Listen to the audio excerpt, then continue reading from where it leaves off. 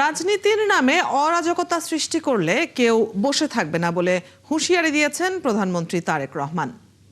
বলেছেন, মানুষ স্থিতিশীলতা চায় আর বিএনপি জনগণের রায় নিয়ে সেই লক্ষ্যে দেশকে পৌঁছাতে কাজ করে যাচ্ছে। চাঁদপুরে ফ্যামিলি কার্ড বিতরণ কর্মসূচির উদ্বোধন শেষে এসব কথা বলেন প্রধানমন্ত্রী। রিফাত আহমেদের ছবিতে চাঁদপুর থেকে আরও জানাচ্ছেন শফিকুল হক। সবশেষ 2004 সালে এসেছিলেন, তবে প্রধানমন্ত্রী হয়ে এবারই প্রথম ইলিশবাড়ি খ্যাত চাঁদপুরের মাটিতে তারেক রহমান। তাই মানুষের আবেগ আর উচ্ছ্বাসটাও বাদ ভাঙা। দিনভর নানা কর্মসূচি শেষে পরন্ত বিকেলে নগরীর সরকারি কলেজ মাঠে আসেন প্রধানমন্ত্রী। কানায় কানায় পূর্ণ মাঠ, অভিবাদন জানায় সরকার প্রধানকে।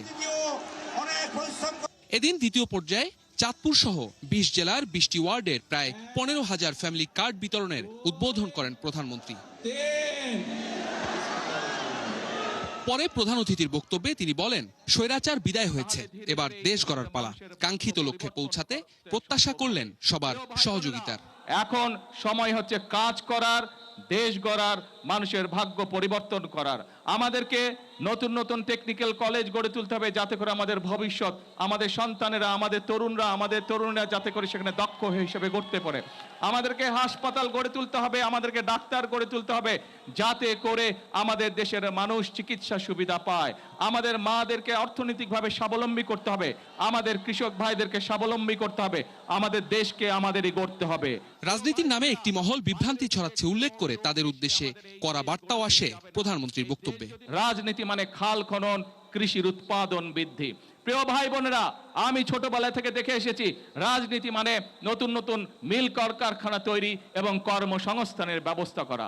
প্রিয় ভাই বোনেরা, আমি ছোটবেলায় থেকে দেখে এসেছি রাজনীতি মানে মানুষের স্বাস্থ্যের ব্যবস্থা করা।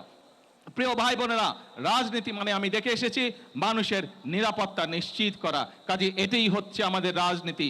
রাজনীতির নামে যদি কেউ বিভ্রান্ত সৃষ্টি করতে চায়, রাজনীতির নামে যদি কেউ অরাজকতা সৃষ্টি করতে চায়, প্রিয় ভাই বোনেরা, আপনারা কি বসে থাকবেন? আমরা কেউ বসে থাকবো না।